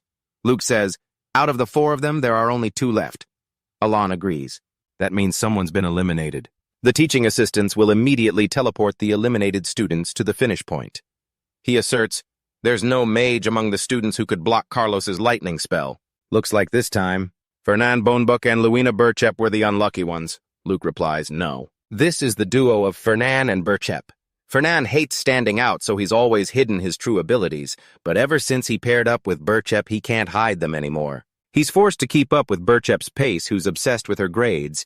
If Fernan were to use his full strength, his rank would definitely increase, but in my circle, the moment my rank drops even a little, they'll all rush in to crush me. That's why I can't just leave a potential rival like him alone. Behind him is a crowd of followers. They are ready to obey Luke's orders. He says, as long as you follow me, you will reach the designated point safely, and as promised, and you will receive a high rank in this test. However, one pair must be eliminated before we reach the goal. Luina Bochep and Fernan Bonebook. Capture them alive. A very powerful sword slash cuts across the monster's body. It was taken down by Luina in an instant. The girl says, looks like we're still on time at this rate. And we might even finish in first place. Luina looks over at Fernan. He's busy collecting the spoils of battle. She approaches and asks, do you really think that's necessary? Fernan replies, giant demon blood is one of the main ingredients for crafting recovery potions. Luina retorts, I know that. But compared to your family's fortune, that stuff is just pocket change. He insists, even if it's pocket change, it's still money. I'll take whatever I can get. She sighs. This is why everyone calls you a money grubber, Fernan replies nonchalantly. Well, it's thanks to that I was able to recruit you. So I'd say it's quite a profitable trait, don't you think? Luina changes the subject. If you're done, let's get going. He suddenly asks, how many have we taken down? She says excitedly, 7 or 8 pairs. No, 8 pairs. I'm expecting a hefty reward for this. Fernan shakes his head slightly. You're really obsessed with grades. Luina snaps back, better than being obsessed with money. She asserts, besides, I have a very good reason for needing to become the top student. Suddenly, Fernan looks up at the sky and says, yeah, I can sense them too. A lot of them. At least 20, and that's just a rough estimate, and it looks like all of them are targeting us. As soon as the words left his mouth, a large group of people jumped down, launching an all-out attack. Fernan immediately casts a spell to counter their attack. They quickly separate the two. One group surrounds Fernan while Alon blade in hand rushes to attack Luina. She is a little surprised to recognize Alon Johns. She quickly swings her sword to block his attack. The two forces collide, creating a powerful shockwave. Alon and Luina are both thrown back a few steps. Immediately after, they charge back into a fierce melee. Luina shows no mercy while Alon is determined to capture her alive. Their swords clash against each other, creating a shower of sparks. Luke suddenly appears. He moves to a higher position, gathers his energy, and unleashes a powerful fire attack on Fernan. He was busy dealing with the others and is momentarily surprised. So this guy's been playing the waiting game, huh? Seeing Luke's attack. Alon pauses. Luke's expression is full of confidence, as if wondering how his opponent could possibly escape. Fernan, however, is not afraid. He meets Luke's attack head-on. The two mages clash. The amount of mana they mobilized was so great it caused a massive explosion. Those standing nearby were caught in the blast, each one feeling suffocated. Luke lands on the ground. He says with an amused look, good grief. I was just going to watch, but you took care of half my pursuers in the blink of an eye. Could you please try to be a little less aggressive? You're fighting way too fiercely. It's not like you at all. I know full well what that guy in the cloak is up to. She's playing at being the queen. Fernan replied bluntly, I just wanted to see what it's like to take first place for once. Lugus scoffed, first place, huh? No way. So let's try negotiating peacefully. You know there's less than an hour left in the test, right? If we fight now, neither of our teams will make it to the finish line in time. How about you let me and Alon take first and your team can have second? That way we both benefit. What do you say? While Fernan was still thinking, Luina roared, I'd rather lose in a fight than hand over first place to someone else without even trying. Lugas, with a helpless expression, said to Fernan, you heard her. My partner doesn't agree. He smirked. Looks like negotiations have failed, huh? All right, then. Let's see what you've got, Fernan said. Then he channeled the combined power of the people on Luina's side. They were naturally stronger than Fernan's side, but there was one thing they forgot. He was an earth mage. Fernan smiled and replied, let's save that for next time. Lugas suddenly felt that something was wrong, but it was too late. A magic circle appeared beneath their feet. The ground suddenly began to shake violently and rocks came crashing down. Lugus shouted, "It's a trap! Everyone run!" A large boulder fell with a loud crash. "Hey, Lou." Fernan patted Luina on the shoulder. "Hey, let's get running." The girl grumbled as they walked. "Honestly, if you had a trick like that, why didn't you use it sooner?" he complained. "I'm dead tired. Besides, it wouldn't have lasted long anyway." The trial ended. The students gathered at the finish line. Professor G.R. praised them. "Everyone did a great job. Now we will announce the test rankings. First place, Luina, Bochep, and Fernan Bolenbuck." Everyone was surprised and started murmuring. "For real? Wasn't it supposed to be Lugus and Alon?" Fernan smiled with satisfaction while Luina looked incredibly proud. In second place, Lugus Choban and Alon Johnson. Both of them covered in mud. Didn't look very happy. "And in third place is..." Fernan suddenly said, "Looks like we really did get first place, huh?" Luina, however, felt that the victory wasn't entirely convincing. "Even though we're both skilled, we didn't actually defeat Alon." "To be honest, I didn't think I'd get first place either," he replied. "But hey, first place is first place. Defeated or not, what does it matter, right?" The girl admitted. "Of course. This is the first time I've ever been at the top. It feels amazing." Fernan gave a bright smile. Inwardly, he thought, the strategy was a success. Professor G.R. instructed, "The test ends here. We will be returning to the academy soon, so don't wander off." Suddenly, Luina asked Fernan, "Hey, you know the new student Ian Amiri, right?" He answered, "Of course. Who doesn't know Amiri?"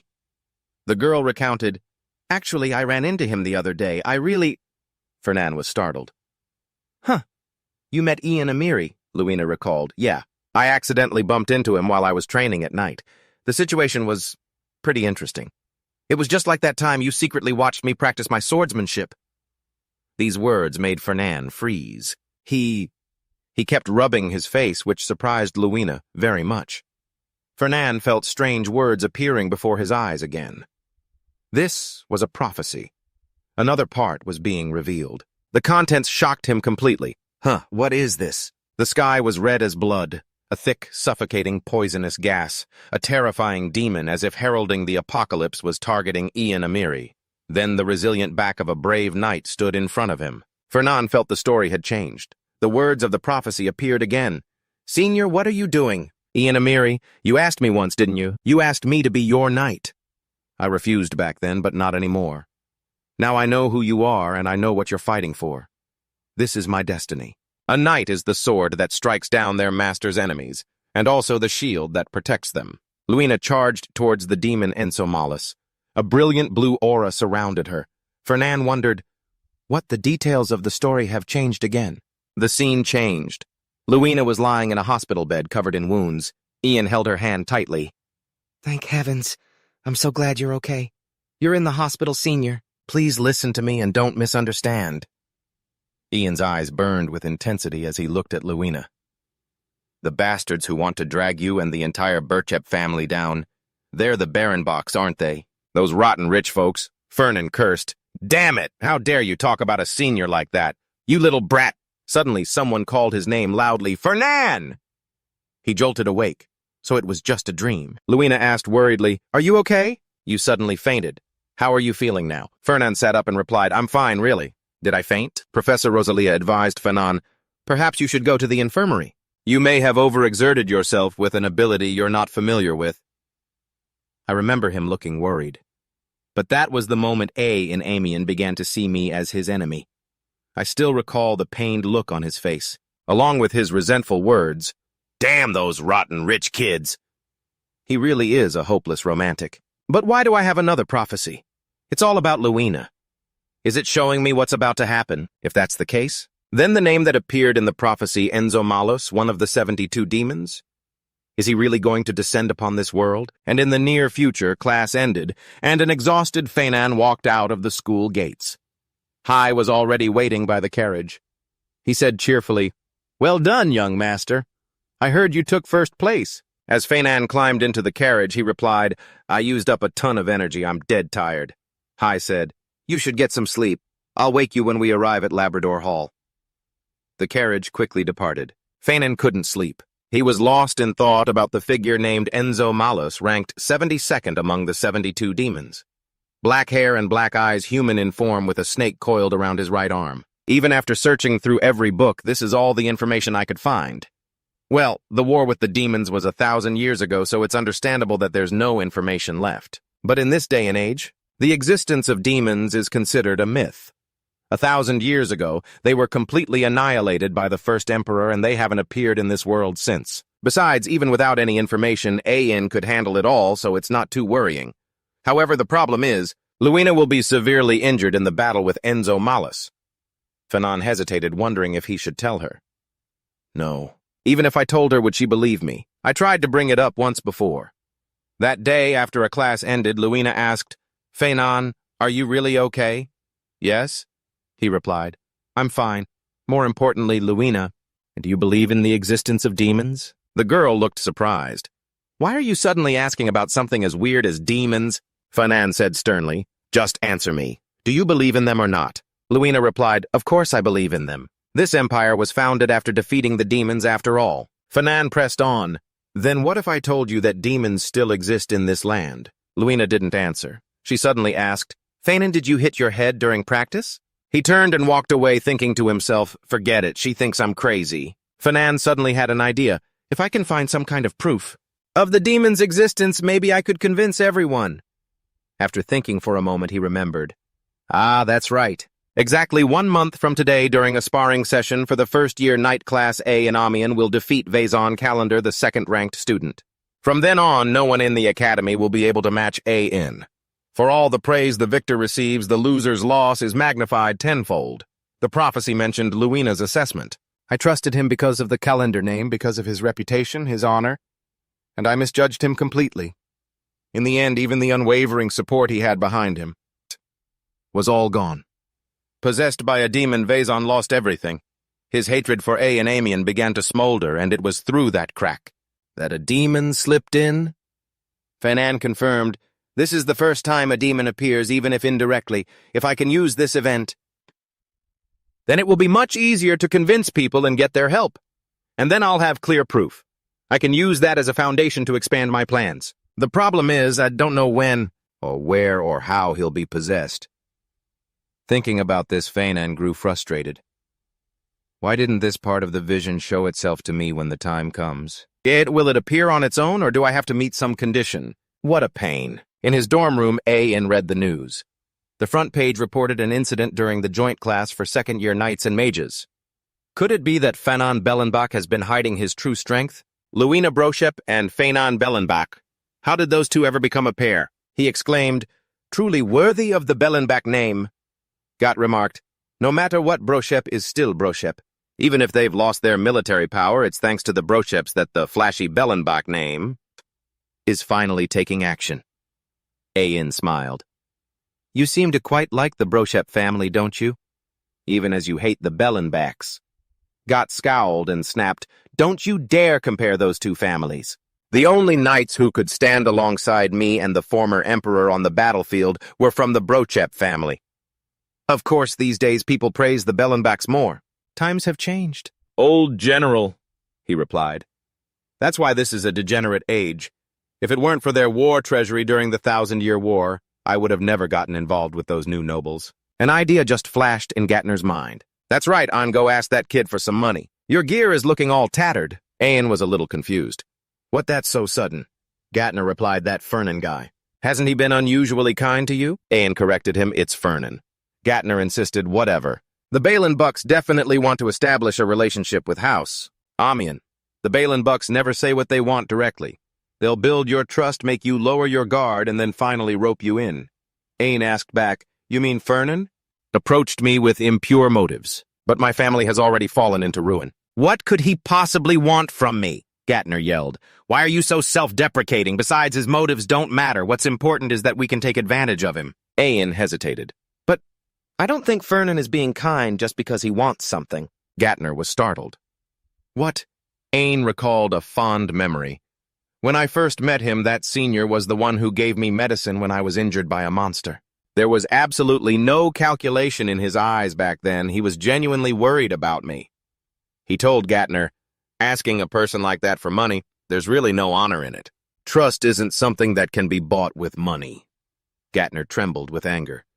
You are such an infuriating child. Even the late emperor used to say that having a wealthy sponsor backing you is incredibly reassuring, you know. Don't tell me you're siding with him just because he treated you to one meal. As he spoke, he threw himself into kneading the dough, forcing Ain to block the splatters with a newspaper.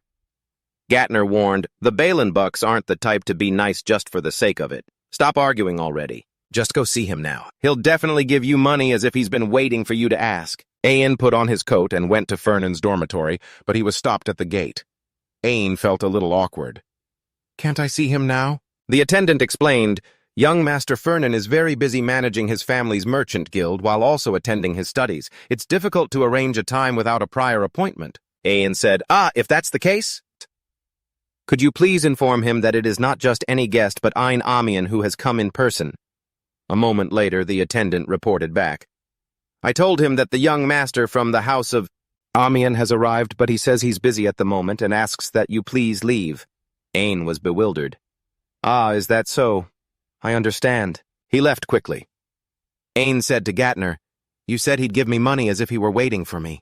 He's so busy and I just went and bothered him. Gatner replied, that's not right. This is too strange. Fernan Balin Buck would never react like this. Fernan stood on a balcony above, looking down. How surprising. I thought this bait wouldn't be tempting enough. I never expected him to initiate contact so soon. The attendant opened the door and entered the room. He said, as you instructed, sir, I have sent Ein Amian away. Fernan replied, good work. The attendant asked, but you've been monitoring Ein Amian so closely. Why let him go so easily, especially after you went to check his class schedule? Fernan explained, for him to come find me this quickly is indeed a bit strange. Many people seek out the house of Balin Buck, but all of their motives are the same. Perhaps Ain is no different. But that's precisely what I find so strange. He's not the type to easily ask others for help. I have a feeling he didn't really want to come this time. Once I'm certain he has placed his trust in me, it won't be too late to lure him in. The attendant looked confused. Do you really need to go to such lengths? For the descendant of a fallen imperial house. Fernan picked up his teacup, took a sip, and then said, Ain possesses outstanding qualities. If I can get him completely on my side, he will surely be a very valuable asset. The attendant picked up the teapot and refilled the cup. But if you just let him go like that, won't you lose your chance? Fernan mused. Of course, I'll leave an opening for him. He ordered the attendant, go to the main family's warehouse and bring all of the elixirs here for Ain. The attendant was shocked. What? The elixirs in the Duke's warehouse are all extremely precious and expensive items. If you give him something that valuable, and it has no effect, the loss will be enormous, Fernan said. Then I'll simply have to give him something even more expensive. In this world, there is nothing that can't be bought with money. If you haven't been able to buy it, it just means you haven't offered enough money. Scene changed to the DeBesta dormitory area too. Someone brings something for Ain. After he leaves, Gator asks, did you meet the steward from House Bellenbark? What about it? Did he come to apologize for not letting you in? He replied, no. He just left this box and a note and then he was gone. Gator examined it for a moment, then said, an apology letter. For someone from House Bellenbark, I'd say that's pretty conscientious of them. Let me see what he wrote. Ha ha ha, this is a divine elixir I prepared just for you. Please accept it. Signed, Senior Farron. After reading, Gator exploded. What the... This bastard ends every sentence with senior. Is he implying that a senior ranks even higher than the royal family? Ain mumbled, it's fine. He opened the box. Ain's eyes suddenly went wide. This is... Gator quickly leaned in closer. What is it? Is something wrong? He was stunned. This is the heart of a holy bird. My God. The holy bird is a divine creature that represents light, an elixir extracted from its heart. This is the perfect kind. To synergize with the Amon family's light swordsmanship. Gator laughed gleefully. That Farron fellow really is arrogant to the bone. See, you didn't get any money. But in the end, it was worth it for you to go see him, wasn't it? Ain was deeply moved. Senior Farron, I never imagined you would value someone as useless as me this much. But I must work even harder so as not to disappoint my senior's expectations. Seeing him so emotional, Gator reminded him, Hey, you idiot, it's not what you think. The next morning, Farron sat on a chair reading a report. He asked, So what are the results? High reported, Einaman has defeated Vaison Calendar. Calendar's sword technique was slightly superior, but Amon's spiritual energy was completely overwhelming. Farron just replied nonchalantly, "Oh, is that so?" He thought to himself, but the prophecy said he would win by a narrow margin. Could it be that Ain Kid already used the elixir? Hai guessed. Perhaps it was thanks to the elixir you gave him, sir. Farron whistled. It probably had some effect. The man asked again, "So you mean even without the elixir? Amon could still have won." Farron turned the page of the report and gave an ambiguous answer. Who can say for sure? He thought to himself, but just as the prophecy foretold. Ain defeated Vaison, and soon Vaison will be possessed by a demon. This is the perfect opportunity to find proof that demons still exist. He instructed Hai, for now continue to monitor Vaison. Calendar? He was a bit surprised. Vaison calendar, meaning we're not monitoring Amon. Farron said, correct. Follow the places Vaison goes. I want to find out how the demon seduces him, the people he interacts with, and their conversations. Hai was confused. Calendar, not Amon. Farron was curious. A demon that disappeared for 1,000 years has suddenly reappeared in this world. How? I want to know everything. Detailed information about Vaison was continuously reported, starting with the smallest actions. Vaison woke up in the middle of the night to use the bathroom. Afterwards, he went to get his hair done at the Platinum Salon. Vaison exchanged his sword in the city, then clutched his stomach and ran straight to the bathroom. Vaison was practicing at the training grounds, then clutched his stomach and ran to the bathroom again.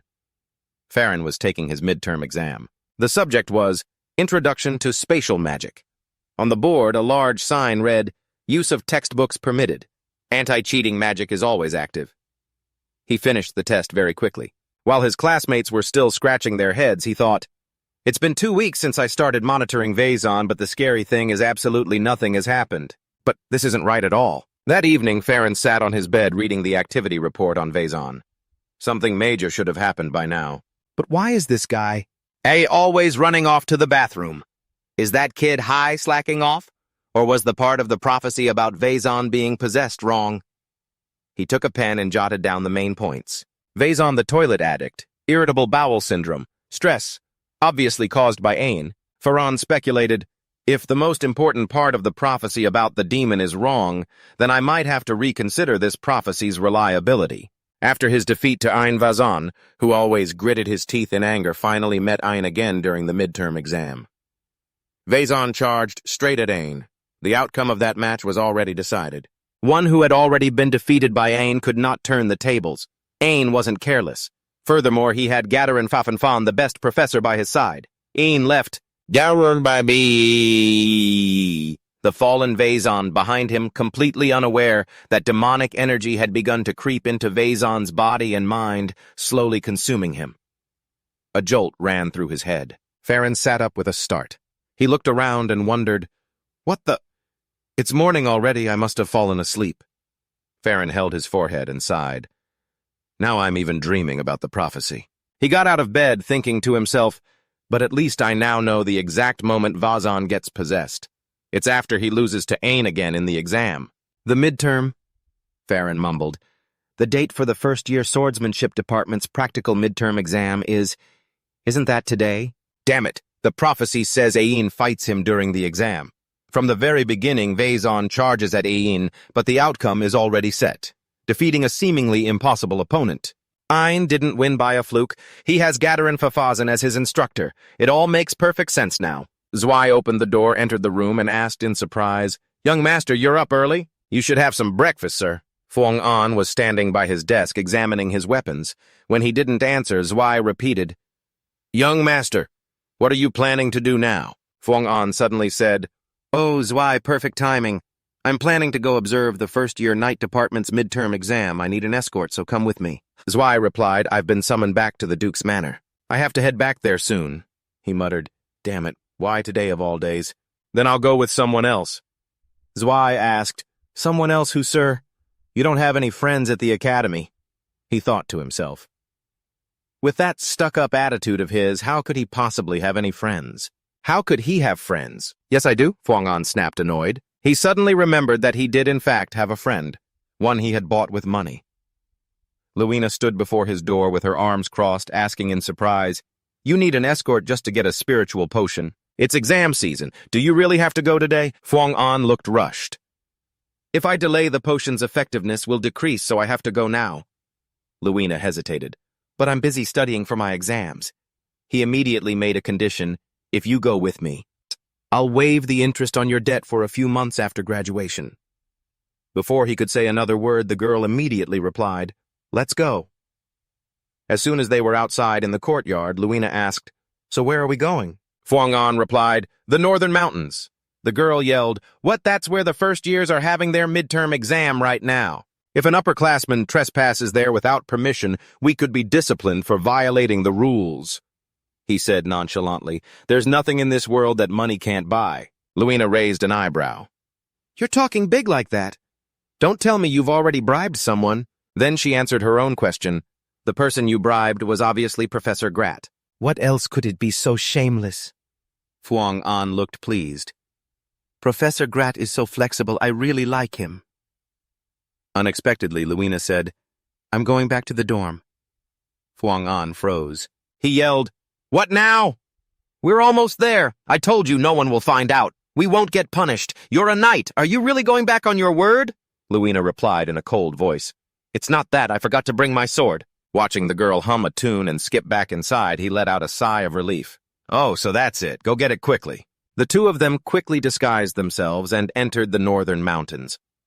We have to stay hidden so the professors and teaching assistants don't spot us. Fuang An whispered, Right. Even though I really did bribe Professor Grat, wandering around openly would still be a big problem, Luina said, exasperated. So you knew it was a problem and did it anyway. He replied, That's right. You're such a good little kid. Keep living like that. She was completely speechless with this guy. Fuang An opened the map. Hold on. Let me check the map to see where we need to go. He thought to himself. Ain is currently ranked second in the department. Right. Number 2 is... here he is. He realized that he was very close to Vasan, the one ranked third. Could it be that those two have already clashed? I have to hurry. Fuang An crept behind some bushes. He said in a low voice, This way, hurry up. Luina suddenly remembered, Hey, about this map. Isn't this a professor's map? A student holding a professor's map is a violation of the rules. Just how much did you bribe Professor Grat, huh? Hearing her complain constantly, Fuang An suddenly thought, Was it a mistake to bring this girl along? She just needed to follow me quietly. Suddenly, he heard a strange sound. Luina exclaimed, Wasn't that the sound of a monster just now? Fuang An worried silently. Don't tell me it's over there. A scream rang out. Ah! Luina shot to her feet. That's where the first-year students are. I have to go check it out. He yelled. What? Wait, Luina, it's dangerous to go alone. Stop. But the girl had already dashed off. But Fuang An had no other choice but to follow Luina. The two of them quickly found a few first-year students. Luina knelt down to examine one. He's unconscious. It looks like he was attacked by a monster. Thanks to the defensive magic on the map, he's not injured at all, but something's very strange. The monsters in this area aren't usually this aggressive. Fuang An gritted his teeth. Damn it. This is starting sooner than I predicted. I haven't even had a chance to check on Vasan's condition yet. Another roar echoed, and Luina and Fuang An looked up at the sky. Feeling the pressure growing stronger and stronger, Luina was a little scared. Fuang An, what in the world is going on? An explosion, boom, boom, boom, erupted right in front of them. Luina cried out, Where are we? She suddenly noticed a movement behind them. The sound of footsteps, thump, thump, thump, ran towards them. A giant pig-headed monster holding a large wooden club was charging at them. Luina immediately drew her sword and took the offensive. A single sharp slash severed its arm. Blood spurted everywhere as the severed arm fell to the ground. The monster continued its attack. Luina was surprised. Why wasn't it stopping? Its arm had been cut off. The pig-headed monster, its two eyes glowing red, charged straight at Luina. Just then the ground suddenly shook, and sharp spikes of rock shot up, piercing the monster. Funen was still casting his spell. The earth beneath continued to form into sharp drills. The magic staff in his hand glowed brightly as Funan launched them straight at the pig-headed monster. Thwack, thwack, thwack! A volley of projectiles embedded themselves in its back. Luina jumped to one side to dodge the attack. She kicked off a large tree trunk as the pig-headed monster immediately gave chase. Luina leaped high into the air as the monster's giant body crashed forward. sending a tree trunk crashing down. Luina landed on the ground next to Funan. She asked frantically, "What in the world is that thing?" He replied, "It's called a berserker. It doesn't feel pain anymore." Berserker monsters are on a completely different level than normal ones. They're obsessed with killing every living thing they see. "The only way to kill them is to chop off their heads," Luina asked. "But why did the monster suddenly go berserk like that?" Funan remembered the prophecy mentioning monsters across the land going wild because of a demon. But while the professors and teaching assistants were busy dealing with the sudden anomaly, Vaesen had used the demonic power he'd obtained to attack Ain. And Ain, pushed to his absolute limit, finally awakened. But it's just like in the plays. Whenever the main character is in a crisis, all the other problems seem to pile on at once. And now, it's exactly the same. Thinking this, Funan couldn't help but smile. Seeing this, Luina snapped, "I asked you why the monster went berserk. Why are you smiling? Do you find this funny? Is this situation amusing to you?" Funan raised his magic staff. He began to cast a spell and said softly, "Luina, for now, let's just focus on taking down this persistent pest." She thought to herself, "He definitely knows something." The map floating in the air slowly vanished. Vazon, kneeling on the ground, muttered, "Again, you again, ein Amian." Ein stood before him, his hand firmly on the hilt of his sword. He turned to leave, but Vazon suddenly spoke. "You think this is over?" "It's not." "No," Ein asserted. "It's over. The match is decided. The loser is you, Vaesen. You've lost." Hearing these words, Vaesen was deeply shaken. "I have to win. I have to win." He remembered the look on Lu's face when he'd said, "Sorry if my expectations were a bit too high." "There's no need to apologize." Vaesen was tormented. "I've failed the prince's expectations. I have to win. I have to win. The head of House Calendar will surely mock me. Letting that pathetic whelp get the better of you," Vaesen lamented. "I've failed my family's expectations as well. If I lose this, I could lose my position as the heir." At this point, only one phrase repeated in his mind: "I must win. I must win. I must win." He clenched his hands into fists. Large veins bulged on his skin, twitching uncontrollably. Vaesen told himself, "I have to defeat him." Using the last of his strength, Vaesen charged forward, screaming, "Stop right there, ein Amian!" Ain watched him with a look of pure confidence. But by now, Vazen's aura was just a faint flicker. Ain coldly unleashed a flurry of strikes. The flash of his blade drew straight, sharp lines across the air, and Vaesen fell to the ground. He lay motionless. Gashner snapped, "Why is it that every time he sees you, that guy charges in like he has a death wish? He's so weak, yet he can't even accept defeat. He's a coward, a disgrace to the spirit of a knight." "Kill him," Ain replied. "I can't." Gashner raged. "If you let him live, he'll disgrace the honor of all knights." Ain explained, "This isn't a real battle, it's just an exam. Please say something that makes a little sense. If I leave him here, a teaching assistant will come and get him soon." Back to Luina and Funan's fight with the berserker. The two of them had taken it down without much trouble. He felt that it wasn't actually that strong. Luina thought for a moment, then made a suggestion to Funan. "I think we should give up on the spiritual herb. Let's leave this to the professors and the TAs and get out of here." He answered casually, "We can't. I'm not giving up. I'll just have to break through that swarm of monsters and head west." Seeing how reckless Funan was, she shouted, "Are you completely out of your mind?" Pulling his cloak tight, he said, "Out of my mind, you're the one who just took down one of those berserk monsters. You should know by now. They might be persistent, but they're not impossible to kill." Luina suddenly asked, "Did you somehow predict this was going to happen? Is that why you said you needed an escort?" He was a little flustered, but still answered firmly no. How could I have possibly predicted this? But she was still worried. "It doesn't matter. Either way, this feels wrong. Is some spiritual herb really more important than our lives?" To her surprise, Funan replied without hesitation, "Of course it is. The spiritual herb is more important than my life." And with that, he took off running. Luina flew into a rage. "That Funan, he's insane!" But she immediately ran after him, unable to let him go alone. The two of them reached a clearing in the forest. Luina asked, "Is this it? Is this where the spiritual herb is?" "Yeah," Funan replied. He scanned the area for a moment and thought to himself, "Damn it. It looks like the fight with Ain is already over. I'm too late." Luina spotted someone lying motionless on the ground and called out to Funan. "Hey, someone's unconscious over there." He quickly warned her, Luina, wait, don't get any closer. But Luina didn't listen. She walked over and turned the young man over. Seeing the familiar face, Luina was a little surprised. Huh, Vazon Kalender. I remember him being quite strong. Who could have done this to him? She checks his pulse and says, looks like he passed out during a fight. We have to help him up. Come on, give me a hand. Fanan refuses. No way. Get away from Vazon now. Luina looks at him frustrated and says, get away. Are you saying we should just leave him here? What if some rampaging monster stumbles upon him? The least we could do is pull him somewhere safe. Just then, Vazon slowly gets to his feet. Luina quickly senses that something is wrong.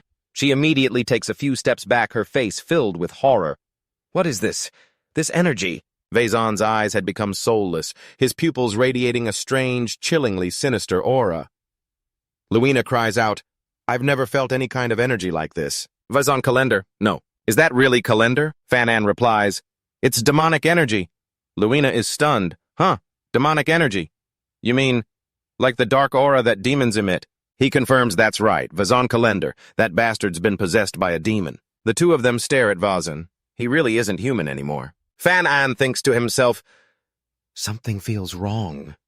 According to the prophecy, Vazon was supposed to attack Ayin right after being possessed. But it looks like his target has changed. Luina suddenly asks, are you telling me a demon has taken over Kalender's body and returned to this world? How could you possibly know that? He doesn't seem to hear her. Fanan's face is filled with worry. Look into his eyes. He's completely lost his mind.